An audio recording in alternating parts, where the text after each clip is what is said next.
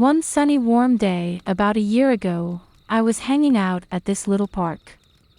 The park was located in the center of one of our small, historic townships, right on the main street.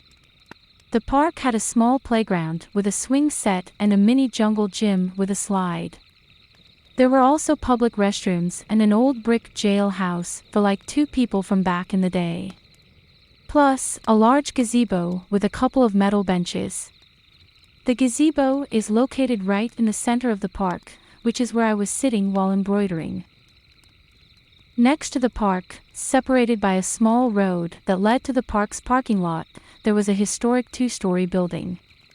Outside the back of the building, a massive deconstruction and cleanup project was underway. I could clearly see what was going on from my position on the gazebo steps, where I was sitting. On the first day of the cleanup process, I noticed that the only dude left working there for the day seemed to keep staring over at me. At that time though, I really didn't think much of it.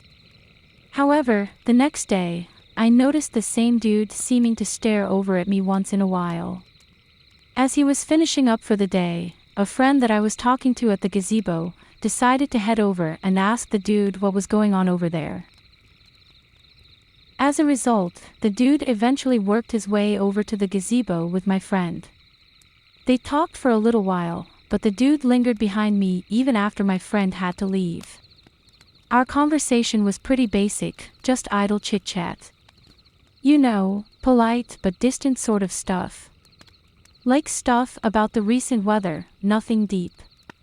As we were talking, he noticed that I smoked when I opened up my sewing box.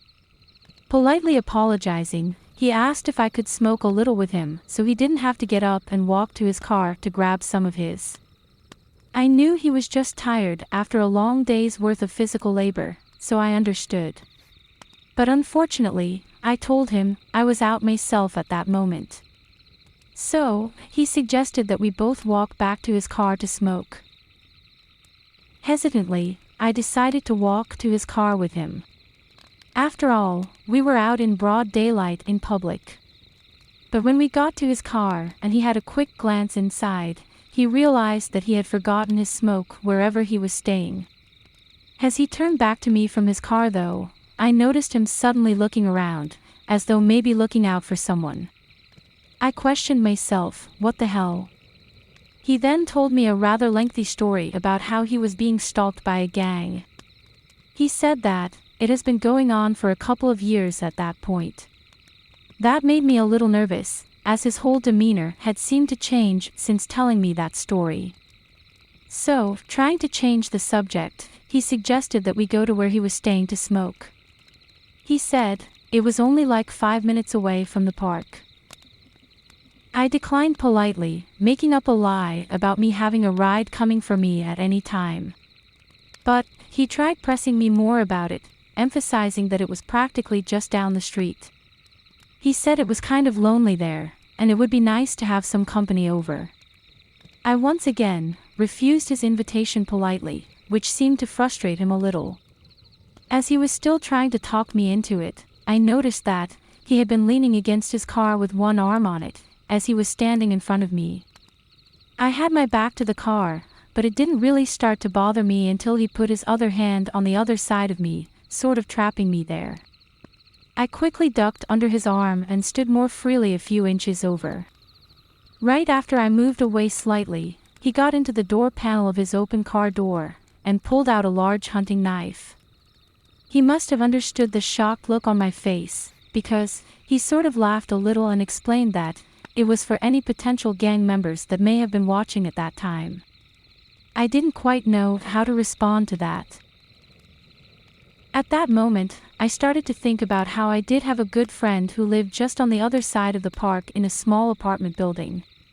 But I knew this dude would have easily watched me walk over there, and could have potentially waited for me to come back out to leave.